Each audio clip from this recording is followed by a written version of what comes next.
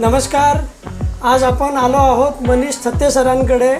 मनीष सरांना आपण दिलेली आहे नाशकातली पहिली AI डेटा सेंटर मशीन. हो मित्रांनो, नाशकातली पहिली AI डेटा सेंटर मशीन. तर मनीष सर, आपलं काय अनुभव राहिला आणि याचं कन्फिगरेशन काय? नमस्कार मित्रांनो.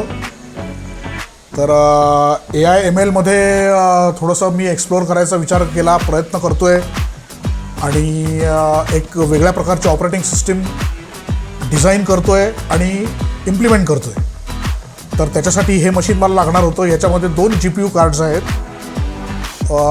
90 GB त्याचा VRAM कॅपॅसिटी आहे टोटल आणि 256 GB त्याची रॅम कॅपॅसिटी आहे.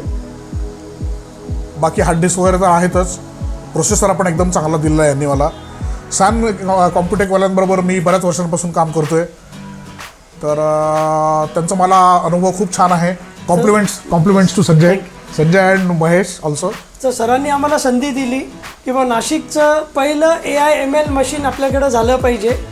तर ती चॅलेंज आम्ही ॲक्सेप्ट केलं आणि सरांना आम्ही हे हायर एंड मशीन डिलिव्हर केलं.